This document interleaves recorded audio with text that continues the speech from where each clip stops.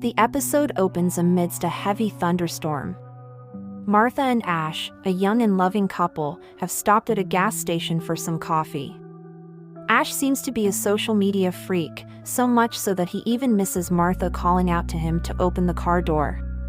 Martha chuckles fondly and knowingly, as if this is not the first time this has happened. Then, bellowing Bee Gees song lyrics, the couple drives away into the distance. The scene changes and we see Martha and Ash moving their belongings into a quaint, cozy home in the countryside. Again, Ash is absorbed in his phone as he posts a funny childhood picture of himself online. Martha comes to sit beside him and he begins to reminisce about his past. His mom had moved the picture frames of his brother and father into the attic after their deaths, and in her grief she slowly became distant to her only son left alive.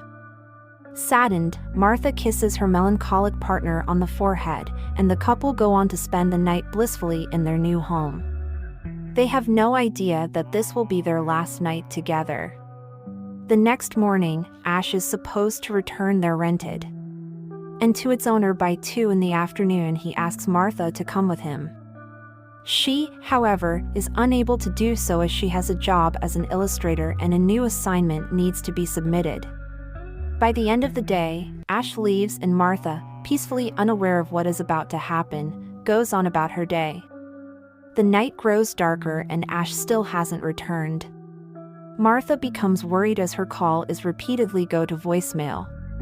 Her distress skyrockets when the renting company says that the van hasn't been returned at all while on the phone with her sister, Naomi. Martha hears police sirens numbly. She walks towards the front door, and just as she catches the glimpse of the cops' faces, she knows her Ash is dead. Another cut.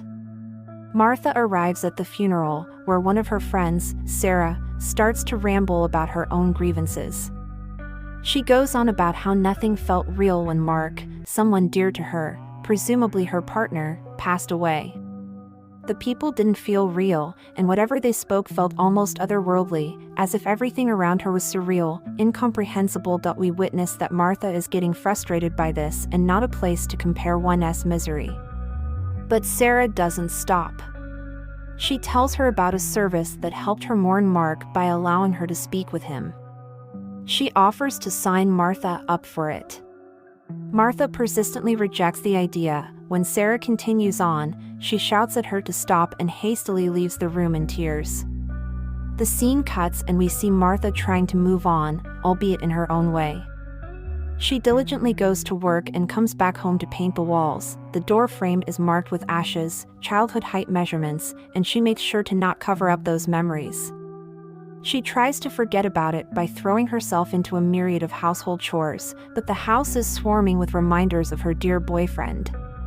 Be it the attic in the form of childhood souvenirs or the living room with his pictures, Ash is everywhere.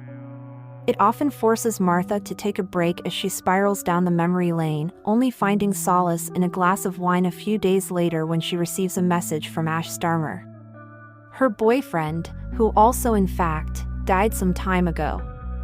Perplexed, she scrolls down her emails and finds out that Sarah has signed her up for the program without her consent. Furious, she rages at Sarah that it is sick for the system to use Ash's name when he's dead. Sarah explains that since Ash was so active online, the program will use all his public data to make a similar personality who Martha can talk with. Still, Martha feels repulsed by the idea, feeling as if she is betraying Ash's memory the next day. We see Martha sprinting to the bathroom. She throws up and panic fills her up. Anxious, she takes a pregnancy test. It comes up positive. She is with child. She calls her sister frantically, but Naomi can't hear her phone ring as she is busy with her own children. Hours seem to go by slowly when Martha's all on her lonesome contacts the program Sarah signed her up for by chatting with him through messages. She finds out that this virtual personality of Ash has the same witty humor that her Ash did. She becomes emotional and it almost starts to feel like her dead love has returned to her. She tells him about her pregnancy and they chat into the night. Martha has the urge to talk to Ash, to hear his voice again. She hadn't known that all those days ago. The amusing conversations she had with him about the rented van would be the last she'll hear of him. She uploads personal pictures and videos of him into the system's database so that the virtual personality can better replicate Asha's voice and mannerisms. She gets a call from the software and is moved when he sounds exactly like the real Ash. She fears she is going mad, but also starts to believe that she is talking to her deceased partner. Moving on. Martha is on a hike, talking to Ash and telling him all about their inside jokes and stories. For a moment, Martha feels as if she is returning to the person she used to be before Asha's death. She tells him about the views and how the real him was never impressed with landscapes, often throwing jabs at how the places looked similar. Simple and green. It is also revealed that Ash the software one can process visuals using the camera on Martha's mobile phone. Yet all is not as fine as it seems to be. Martha gets irked by even the slightest dissimilarities in the way Ash and the android talk. She grows addicted to talking to him repeatedly, ignoring her sister's calls. Next, Martha is going through an ultrasound at the doctor's clinic. She excitedly records the baby's heartbeat, only to have a panic attack when she drops the phone. When she tries to show Ash the recording going home, she fixes the phone and calls Ash back in hysterics, afraid that she's lost him again. He consoles her by assuring that breaking the phone does not break him, as he is just a software. Soon the calls are not enough for Martha anymore. She wants something more. Just as she expresses that, Ash explains that there is another level to this system, but that it is a bit more pricey and experimental. The intrigue builds and we cut to the next shot. Two delivery men carry a huge box into Martha's house. She lets out a gasp. When she sees what's inside body parts, artificial body parts, as virtual Ash promises, Martha is concerned that it doesn't look like him, but he says that it needs to be activated first.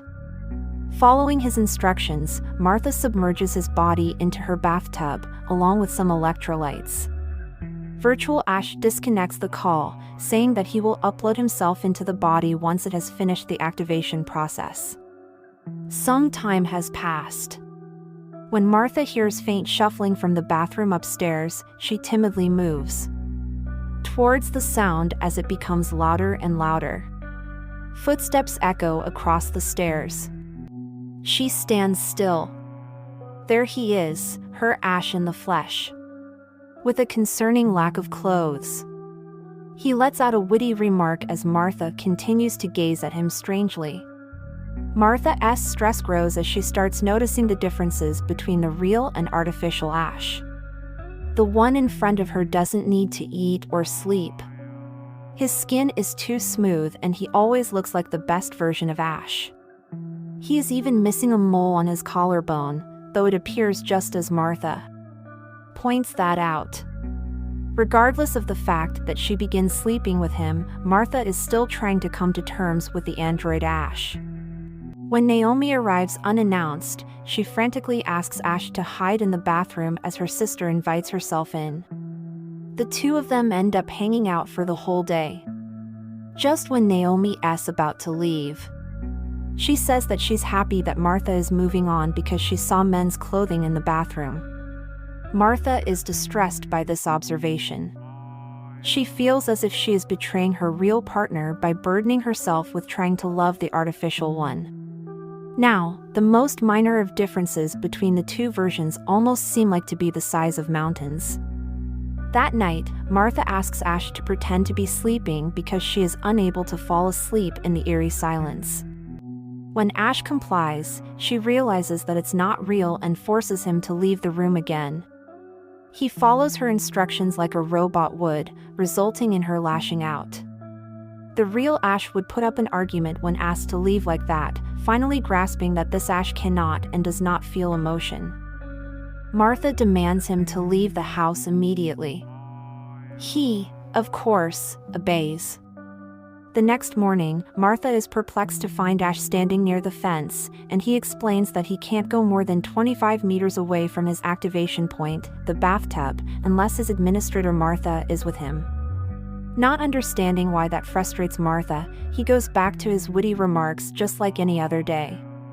After having a shower, Martha finds Android Ash standing in the living room, holding the childhood picture of real Ash that we saw in the beginning. With the film, he calls it funny. We cut to Martha and artificial Ash in a car listening to Bee Gees lyrics. Martha drives Ash to a cliff, looking towards the beach. Ash, unaware that anything is wrong, continues with his humor.